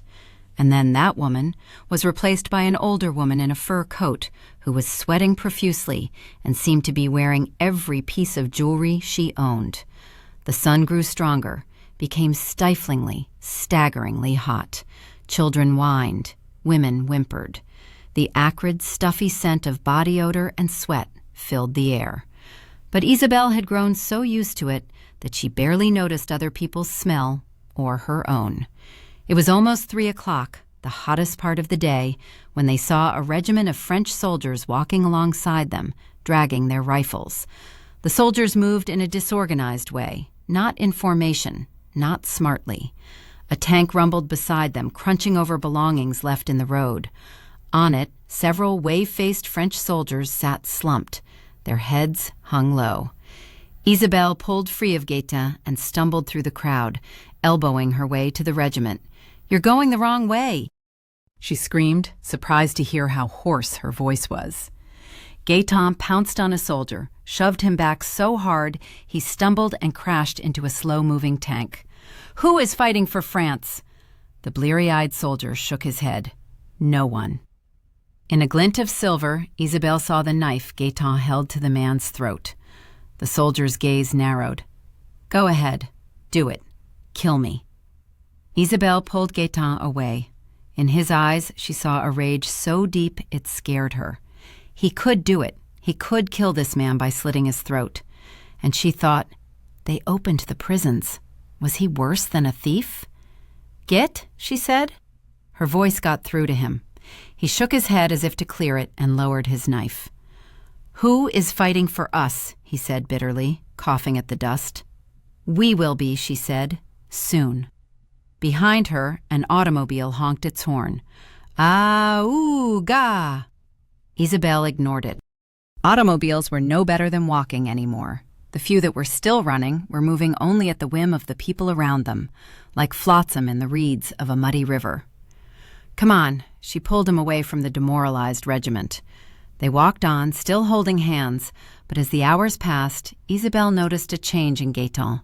He rarely spoke and didn't smile. At each town the crowd thinned. People stumbled into Artenay, Saran, and Orléans, their eyes alight with desperation as they reached into handbags and pockets and wallets for money they hoped to be able to spend. Still, Isabelle and Gaëtan kept going. They walked all day and fell into exhausted sleep in the dark and woke again to walk the next day. By their third day, Isabelle was numb with exhaustion. Oozing red blisters had formed between most of her toes and on the balls of her feet, and every step was painful. Dehydration gave her a terrible pounding headache, and hunger gnawed at her empty stomach. Dust clogged her throat and eyes and made her cough constantly. She stumbled past a freshly dug grave on the side of the road, marked by a crudely hammered-together wooden cross. Her shoe caught on something, a dead cat, and she staggered forward, almost falling to her knees. Gaëtan steadied her. She clung to his hand, remained stubbornly upright. How much later was it that she heard something? An hour? A day? Bees. They buzzed around her head. She batted them away. She licked her dried lips and thought of pleasant days in the garden, with bees buzzing about. No, not bees. She knew that sound. She stopped, frowning. Her thoughts were addled. What had she been trying to remember? The droning grew louder, filling the air, and then the aeroplanes appeared, 6 or 7 of them, looking like small crucifixes against the blue and cloudless sky. Isabelle tented a hand over her eyes, watching the aeroplanes fly closer. Lower. Someone yelled, "It's the Boche!" In the distance, a stone bridge exploded in a spray of fire and stone and smoke. The aeroplanes dropped lower over the crowd. Gaëtan threw Isabelle to the ground and covered her body with his. The world became pure sound. The roar of the aeroplane engines, the rat-tat-tat of machine gun fire, the beat of her heart, people screaming. Bullets ate up the grass in rows. People screamed and cried out. Isabelle saw a woman fly into the air like a rag doll and hit the ground in a heap. Trees snapped in half and fell over. People yelled. Flames burst into existence. Smoke filled the air. And then, quiet. Gaëtan rolled off her. "Are you all right?" he asked. She pushed the hair from her eyes and sat up. There were mangled bodies everywhere, and fires, and billowing black smoke. People were screaming, crying, dying. An old man moaned, "Help me." Isabelle crawled to him on her hands and knees, realizing as she got close that the ground was marshy with his blood. A stomach wound gaped through his ripped shirt. Entrails bulged out of the torn flesh. "Maybe there's a doctor," was all she could think of to say. And then she heard it again, the droning. "They're coming back." Gaëtan pulled her to her feet. She almost slipped in the blood-soaked grass. Not far away, a bomb hit, exploding into fire. Isabelle saw a toddler in soiled nappies standing by a dead woman, crying. She stumbled toward the toddler. Gaëtan yanked her sideways. "I have to help." "Your dying won't help that kid," he growled, pulling her so hard it hurt. She stumbled along beside him in a daze. They dodged discarded automobiles and bodies, most of which were ripped beyond repair, bleeding, bones sticking out through clothes. At the edge of town, Gaëtan pulled Isabelle into a small stone church. Others were already there, crouching in corners, hiding amid the pews, hugging their loved ones close. Aeroplanes roared overhead, accompanied by the stuttering shriek of machine guns. The stained glass window shattered. Bits of colored glass clattered to the floor, slicing through skin on the way down. Timbers cracked, dust and stones fell. Bullets ran across the church, nailing arms and legs to the floor. The altar exploded. Gaëtan said something to her, and she answered, or she thought she did. But she wasn't sure, and before she could figure it out, another bomb whistled, fell, and the roof over her head exploded. Chapter 7. The École Élémentaire was not a big school by city standards, but it was spacious and well laid out, plenty large enough for the children of the commune of Carriveau. Before its life as a school, the building had been stables for a rich landowner, and thus its U-shaped design. The central courtyard had been a gathering place for carriages and tradesmen. It boasted gray stone walls, bright blue shutters, and wooden floors. The manor house to which it had once been aligned had been bombed in the Great War and never rebuilt. Like so many schools in the small towns in France, it stood on the far edge of town. Vianne was in her classroom, behind her desk, staring out at the shining children's faces in front of her, dabbing her upper lip with her wrinkled handkerchief. On the floor by each child's desk was the obligatory gas mask. Children now carried them everywhere. The open windows and thick stone walls helped to keep the sun at bay, but still, the heat was stifling. Lord knew it was hard enough to concentrate without the added burden of the heat. The news from Paris was terrible, terrifying. All anyone could talk about was the gloomy future and the shocking present. Germans in Paris. The Maginot Line broken. French soldiers dead in trenches and running from the front. For the last 3 nights, since the telephone call from her father, she hadn't slept.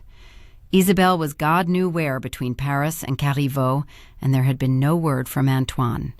"Who wants to conjugate the verb courir for me?" she asked tiredly. "Shouldn't we be learning German?" Vianne realized what she'd just been asked. The students were interested now, sitting upright, their eyes bright. "Pardon?" she said, clearing her throat, buying time.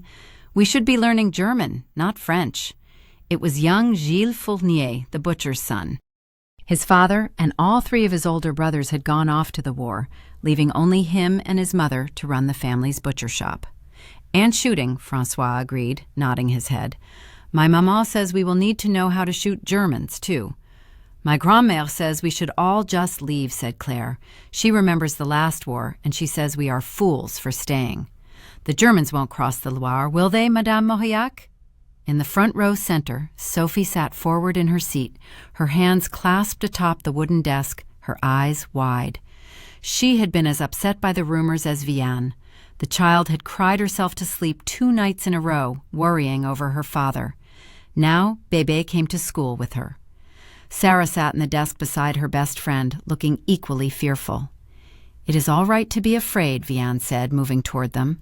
It was what she'd said to Sophie last night and to herself, but the words rang hollow. I'm not afraid, Gilles said. I got a knife. I'll kill any dirty Boches who show up in Carriveau. Sarah's eyes widened. They're coming here? No, Vianne said. The denial didn't come easily. Her own fear caught at the word, stretched it out. The French soldiers, your fathers and uncles and brothers, are the bravest men in the world. I'm sure they are fighting for Paris and Tours and Orléans even as we speak. But Paris is overrun, Gilles said. What happened to the French soldiers at the front? In wars, there are battles and skirmishes, losses along the way. But our men will never let the Germans win. We will never give up. She moved closer to her students. But we have a part to play too, those of us left behind. We have to be brave and strong too, and not believe the worst. We have to keep on with our lives so our fathers and brothers and husbands have lives to come home to, oui? But what about Tante Isabelle? Sophie asked. Grand-père said she should have been here by now. My cousin ran from Paris too, Francois said. He has not arrived here either. My uncle says it is bad on the roads. The bell rang, and students popped from their seats like springs. In an instant, the war, the aeroplanes, the fear were forgotten. They were 8- and 9-year-olds, freed at the end of a summer school day, and they acted like it, yelling, laughing, talking all at once, pushing one another aside, running for the door. Vianne was thankful for the bell. She was a teacher, for God's sake. What did she know to say about dangers such as these? How could she assuage a child's fear when her own was straining at the leash? She busied herself with ordinary tasks, gathering up the detritus that 16 children left behind, banging chalk from the soft erasers, putting books away. When everything was as it should be, she put her papers and pencils into her own leather satchel and took her handbag out of the desk's bottom drawer. Then she put on her straw hat, pinned it in place, and left her classroom. She walked down the quiet hallways, waving to colleagues who were still in their classrooms. Several of the rooms were closed up now that the male teachers had been mobilized. At Rachel's classroom, she paused, watching as Rachel put her son in his pram and wheeled it toward the door. Rachel had been planning to take this term off from teaching to stay home with Ari, but the war had changed all of that. Now she had no choice but to bring her baby to work with her. You look like I feel, Vianne said as her friend neared. Rachel's dark hair had responded to the humidity and doubled in size. That can't be a compliment, but I'm desperate, so I am taking it as one. You have chalk on your cheek, by the way. Vianne wiped her cheek absently and leaned over the pram. The baby was sleeping soundly. How's he doing? For a 10-month-old who is supposed to be at home with his maman and is instead gallivanting around town beneath enemy aeroplanes and listening to 10-year-old students shriek all day? Fine. She smiled and pushed a damp ringlet from her face as they headed down the corridor. Do I sound bitter? No more than the rest of us. Ha! Bitterness would do you good. All that smiling and pretending of yours would give me hives. Rachel bumped the pram down the 3 stone steps and onto the walkway that led to the grassy play area that had once been an exercise arena for horses and a delivery area for tradesmen. A 400-year-old stone fountain gurgled and dripped water in the center of the yard. "Come on, girls," Rachel called out to Sophie and Sarah, who were sitting together on a park bench. The girls responded immediately and fell into step ahead of the women, chattering constantly, their heads cocked together, their hands clasped. A second generation of best friends. They turned into an alleyway and came out on Rue Victor Hugo, right in front of a bistro where old men sat on ironwork chairs, drinking coffee and smoking cigarettes and talking politics. Ahead of them, Vianne saw a haggard trio of women limping along, their clothes tattered, their faces yellow with dust. Poor women, Rachel said with a sigh. Hélène Ruel told me this morning that at least a dozen refugees came to town late last night. The stories they bring are not good, but no one embellishes a story like Hélène. Ordinarily, Vianne would make a comment about what a gossip Hélène was, but she couldn't be glib. According to Papa, Isabelle had left Paris days ago. She still hadn't arrived at Le Jardin. I'm worried about Isabelle, she said. Rachel linked her arm through Vianne's. Do you remember the first time your sister ran away from that boarding school in Nyon? She was 7 years old. She made it all the way to Amboise, alone, with no money. She spent 2 nights in the woods and talked her way onto the train. Vianne barely remembered anything of that time except for her own grief. When she'd lost the first baby, she'd fallen into despair. The lost year, Antoine called it. That was how she thought of it, too. When Antoine told her he was taking Isabelle to Paris and to Papa, Vianne had been, God help her, relieved. Was it any surprise that Isabelle had run away from the boarding school to which she'd been sent? To this day, Vianne felt an abiding shame at how she had treated her baby sister. She was 9 the first time she made it to Paris, Vianne said, trying to find comfort in the familiar story. Isabelle was tough and driven and determined. She always had been. If I'm not mistaken, she was expelled 2 years later for running away from school to see a traveling circus. Or was that when she climbed out of the second-floor dormitory window using a bedsheet? Rachel smiled. The point is, Isabelle will make it here if that's what she wants.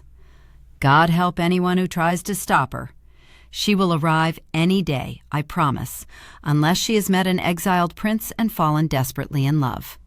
That is the kind of thing that could happen to her. You see, Rachel teased, you feel better already. Now come to my house for lemonade. It's just the thing on a day this hot. After supper, Vianne got Sophie settled into bed and went downstairs. She was too worried to relax. The silence in her house kept reminding her that no one had come to her door. She could not remain still. Regardless of her conversation with Rachel, she couldn't dispel her worry and a terrible sense of foreboding about Isabelle. Vianne stood up, sat down, then stood again and walked to the front door, opening it. Outside, the fields lay beneath a purple and pink evening sky. Her yard was a series of familiar shapes. Well-tended apple trees stood protectively between the front door and the rose and vine-covered stone wall, beyond which lay the road to town and acres of fields, studded here and there with thickets of narrow-trunked trees. Off to the right was the deeper woods, where she and Antoine had often sneaked off to be alone when they were younger. Antoine, Isabelle, where were they? Was he at the front? Was she walking from Paris? Don't think about it. She needed to do something. Gardening. Keep her mind on something else. After retrieving her worn gardening gloves and stepping into the boots by the door, she made her way to the garden, positioned on a flat patch of land between the shed and the barn. Potatoes, onions, carrots, broccoli, peas, beans, cucumbers, tomatoes, and radishes grew in its carefully tended beds. On the hillside between the garden and the barn were the berries, raspberries and blackberries in carefully contained rows. She knelt down in the rich black dirt and began pulling weeds. Early summer was usually a time of promise. Certainly things could go wrong in this most ardent season, but if one remained steady and calm and didn't shirk the all-important duties of weeding and thinning, the plants could be guided and tamed. Vianne always made sure that the beds were precisely organized and tended with a firm yet gentle hand. Even more important than what she gave her garden was what it gave her. In it, she found a sense of calm. She became aware of something wrong slowly, in pieces. First, there was a sound that didn't belong, a vibration, a thudding, and then a murmur. The odors came next, something wholly at odds with her sweet garden smell, something acrid and sharp that made her think of decay. Vian wiped her forehead, aware that she was smearing black dirt across her skin, and stood up. Tucking her dirty gloves in the gaping hip pockets of her pants, she rose to her feet and moved toward her gate. Before she reached it, a trio of women appeared, as if sculpted out of the shadows. They stood clumped together in the road just behind her gate. An old woman, dressed in rags, held the others close to her, a young woman with a babe in arms, and a teenaged girl who held an empty birdcage in one hand and a shovel in the other. Each looked glassy-eyed and feverish. The young mother was clearly trembling. Their faces were dripping with sweat. Their eyes were filled with defeat. The old woman held out dirty, empty hands. "Can you spare some water?" she asked. But even as she asked her the question, she looked unconvinced, beaten. Vian opened the gate. "Of course. Would you like to come in? Sit down, perhaps?" The old woman shook her head. "We are ahead of them. There's nothing for those in the back." Vian didn't know what the woman meant, but it didn't matter. She could see that the women were suffering from exhaustion and hunger. "Just a moment." She went into the house and packed them some bread and raw carrots and a small bit of cheese, all that she had to spare. She filled a wine bottle with water and returned, offering them the provisions. "It's not much," she said. "It is more than we've had since Tours," the young woman said in a toneless voice. "You were in Tours?" Vian asked. "Drink, Sabine," the old woman said, holding the water to the girl's lips. Vian was about to ask about Isabelle when the old woman said sharply, "They're here." The young mother made a moaning sound and tightened her hold on the baby, who was so quiet and his tiny fist so blue that Vian gasped. The baby was dead. Vian knew about the kind of talon grief that wouldn't let go. She had fallen into the fathomless gray that warped a mind and made a mother keep holding on long after hope was gone. "Go inside," the old woman said to Vian. "Lock your doors." But the ragged trio backed away, lurched really, as if Vian's breath had become noxious. And then she saw the mass of black shapes moving across the field and coming up the road. The smell preceded them. Human sweat and filth and body odor. As they neared, the miasma of black separated, peeled into forms. She saw people on the road and in the fields, walking, limping, coming toward her. Some were pushing bicycles or prams or dragging wagons. Dogs barked, babies cried. There was coughing, throat clearing, whining. They came forward, through the field and up the road, relentlessly moving closer, pushing one another aside, their voices rising. Vian couldn't help so many. She rushed into her house and locked the door behind her. Inside, she went from room to room, locking doors and closing shutters. When she was finished, she stood in the living room, uncertain, her heart pounding. The house began to shake, just a little. The windows rattled, the shutters thumped against the stone exterior. Dust rained down from the exposed timbers of the ceiling. Someone pounded on the front door. It went on and on and on, fists landing on the front door in hammer blows that made Vian flinch. Sophie came running down the stairs, clutching Bébé to her chest. "Maman!" Vian opened her arms, and Sophie ran into her embrace. Vian held her daughter close as the onslaught increased. Someone pounded on the side door. The copper pots and pans hanging in the kitchen clanged together, made a sound like church bells. She heard the high squealing of the outdoor pump. They were getting water. Vian said to Sophie, "Wait here one moment. Sit on the divan." "Don't leave me!" Vian peeled her daughter away and forced her to sit down. Taking an iron poker from the side of the fireplace, she crept cautiously up the stairs. From the safety of her bedroom, she peered out the window, careful to remain hidden. There were dozens of people in her yard, mostly women and children, moving like a pack of hungry wolves. Their voices melded into a single, desperate growl. Vian backed away. What if the doors didn't hold? So many people could break down doors and windows, even walls. Terrified, she went back downstairs, not breathing until she saw Sophie still safe on the divan. Vian sat down beside her daughter and took her in her arms, letting Sophie curl up as if she were a much littler girl. She stroked her daughter's curly hair. A better mother, a stronger mother, would have had a story to tell right now. But Vianne was so afraid that her voice had gone completely. All she could think was an endless, beginningless prayer. "Please." She pulled Sophie closer and said, "Go to sleep, Sophie. I'm here." "Maman," Sophie said, her voice almost lost in the pounding on the door. "What if Tante Isabelle is out there?" Vianne stared down at Sophie's small, earnest face, covered now in a sheen of sweat and dust. God help her, was all she could think of to say. At the sight of the gray stone house, Isabelle felt awash in exhaustion. Her shoulders sagged, the blisters on her feet became unbearable. In front of her, Gaëtan opened the gate. She heard it clatter brokenly and tilt sideways. Leaning into him, she stumbled up to the front door. She knocked twice, wincing each time her bloodied knuckles hit the wood. No one answered. She pounded with both of her fists, trying to call out her sister's name, but her voice was too hoarse to find any volume.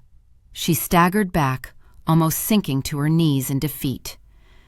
"Where can you sleep?" Gaëtan said, holding her upright with his hand on her waist. "In the back, the pergola." He led her around the house to the backyard. In the lush, jasmine-perfumed shadows of the arbor, she collapsed to her knees. She hardly noticed that he was gone, and then he was back with some tepid water, which she gulped from his cupped hands. It wasn't enough. Her stomach, gnarled with hunger, sent an ache deep, deep inside of her. Still, when he started to leave again, she reached out for him, mumbled something, a plea not to be left alone, and he sank down beside her, putting out his arm for her to rest her head upon.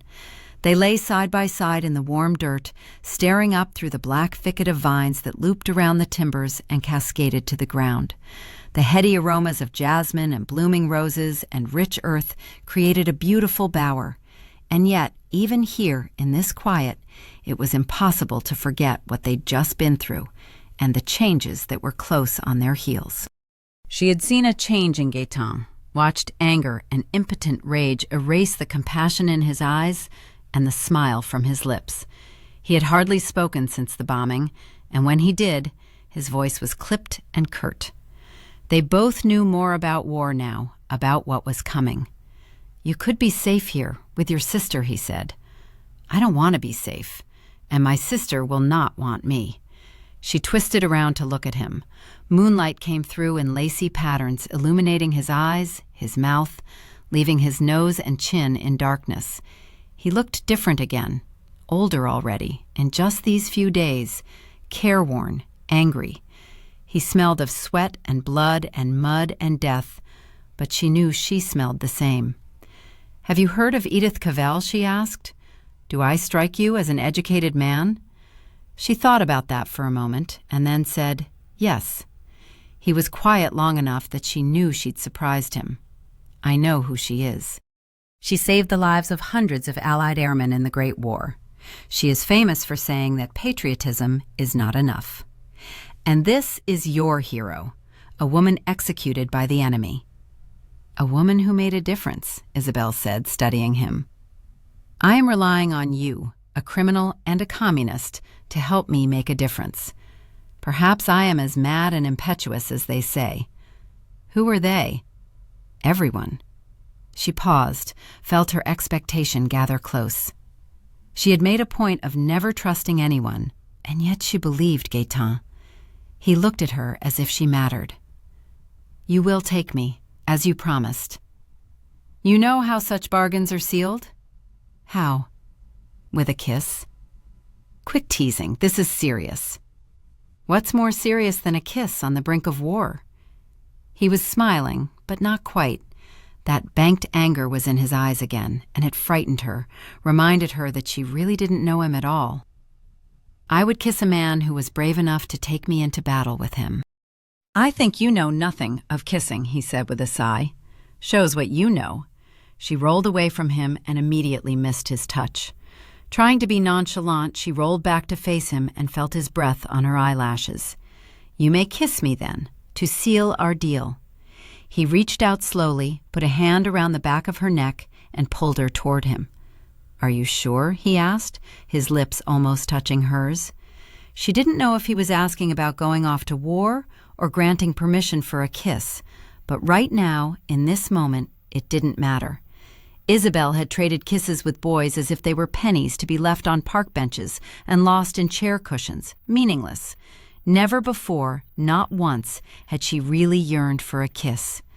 "Oui," she whispered, leaning toward him. At his kiss, something opened up inside the scraped, empty interior of her heart, unfurled. For the first time, her romantic novels made sense. She realized that the landscape of a woman's soul could change as quickly as a world at war. "I love you," she whispered. She hadn't said these words since she was 4 years old. Then it had been to her mother. At her declaration, Gaetan's expression changed, hardened. The smile he gave her was so tight and false, she couldn't make sense of it. "What? Did I do something wrong?" "No, of course not," he said. "We are lucky to have found each other," she said. "We are not lucky, Isabel. Trust me on this." As he said it, he drew her in for another kiss. She gave herself over to the sensations of the kiss, let it become the whole of her universe, and knew finally how it felt to be enough for someone. When Vianne awoke, she noticed the quiet first. Somewhere a bird sang. She lay perfectly still in bed, listening. Beside her, Sophie snored and grumbled in her sleep. Vianne went to the window, lifting the blackout shade. In her yard, apple branches hung like broken arms from the trees. The gate hung sideways, 2 of its 3 hinges ripped out. Across the road, the hayfield was flattened, the flowers crushed. The refugees who'd come through had left belongings and refuse in their wake. Suitcases, buggies, coats too heavy to carry and too hot to wear, pillowcases, and wagons. Vianne went downstairs and cautiously opened the front door. Listening for noise, hearing none, she unlatched the lock and turned the knob. They had destroyed her garden, ripping up anything that looked edible, leaving broken stalks and mounds of dirt. Everything was ruined, gone. Feeling defeated, she walked around the house to the backyard, which had also been ravaged.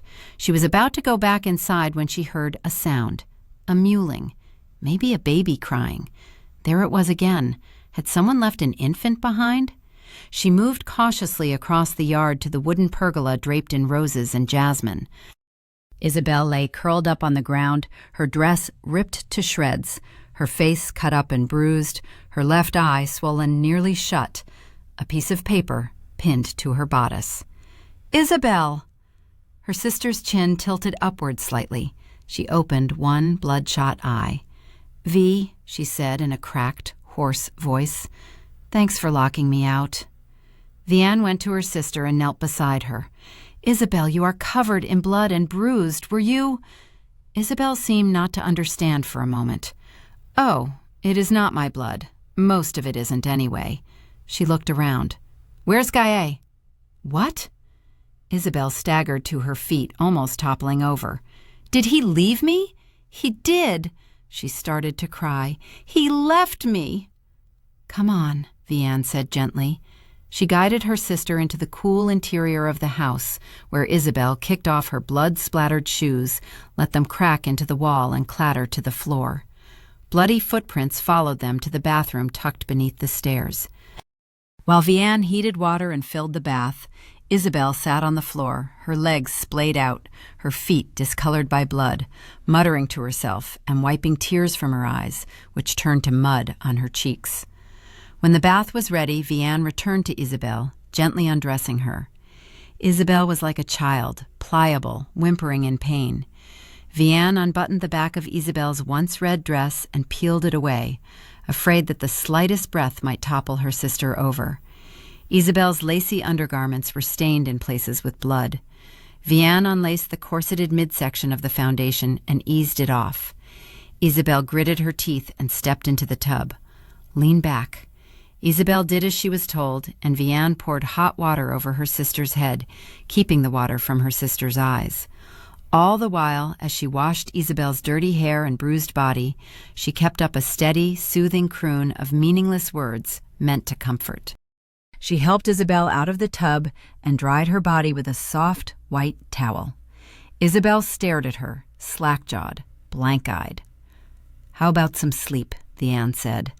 "Sleep?" Isabel mumbled, her head lolling to one side. Vianne brought Isabel a nightdress that smelled of lavender and rosewater and helped her into it. Isabel could hardly keep her eyes open as Vianne guided her to the upstairs bedroom and settled her beneath a light blanket. Isabel was asleep before her head hit the pillow. Isabel woke to darkness. She remembered daylight. Where was she? She sat up so quickly her head spun. She took a few shallow breaths and then looked around. The upstairs bedroom at Le Jardin, her old room. It did not give her a warm feeling. How often had Madame Doom locked her in the bedroom for her own good? "Don't think about that," she said aloud. An even worse memory followed. Gaëtan. He had abandoned her after all. It filled her with the kind of bone-deep disappointment she knew so well. Had she learned nothing in life? People left. She knew that. They especially left her. She dressed in the shapeless blue house dress Vianne had left draped across the foot of the bed.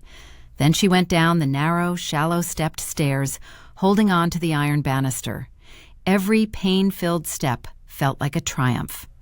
Downstairs, the house was quiet except for the crackling, staticky sound of a radio on at a low volume. She was pretty sure Maurice Chevalier was singing a love song. Perfect. Vianne was in the kitchen, wearing a gingham apron over a pale yellow house dress. A floral scarf covered her hair. She was peeling potatoes with a paring knife.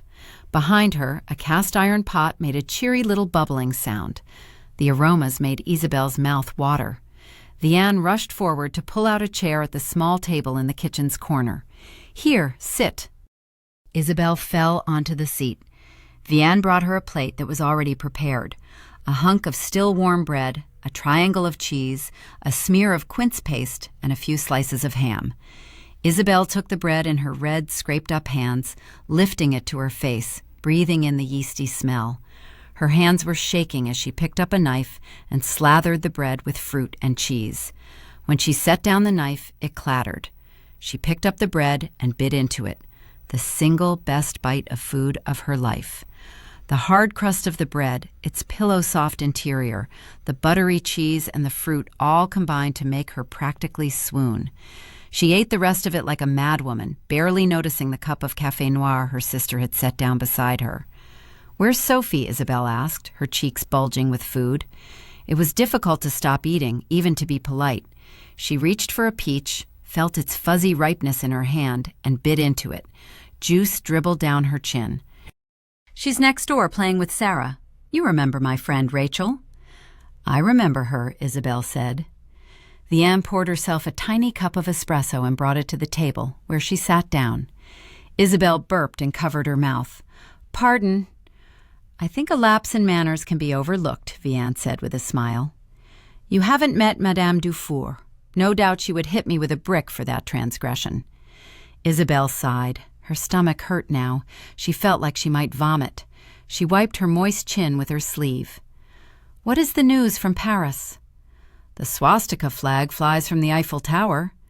"And Papa?" "Fine, he says." "Worried about me, I'll bet," Isabel said bitterly. "He shouldn't have sent me away. But when has he ever done anything else?" A look passed between them. It was one of the few memories they shared, that abandonment. But clearly Vianne didn't want to remember it. "We hear there were more than 10 million of you on the roads." "The crowds weren't the worst of it," Isabel said. "We were mostly women and children, Vi, and old men and boys, and they just obliterated us." "It's over now, thank God," Vianne said. "It's best to focus on the good. Who is Gaëtan? You spoke of him in your delirium." Isabel picked at one of the scrapes on the back of her hand, realizing an instant too late that she should have let it alone. The scab ripped away and blood bubbled up. "Maybe he has to do with this," Vianne said when the silence elongated. She pulled a crumpled piece of paper out of her apron pocket. It was the note that had been pinned to Isabel's bodice. Dirty, bloody fingerprints ran across the paper. On it was written, "You are not ready." Isabel felt the world drop out from under her. It was a ridiculous, girlish reaction, overblown, and she knew it, but still it hit her hard, wounded deep. He had wanted to take her with him until the kiss. Somehow he'd tasted the lack in her. "He's no one," she said grimly, taking the note, crumpling it. "Just a boy with black hair and a sharp face who tells lies.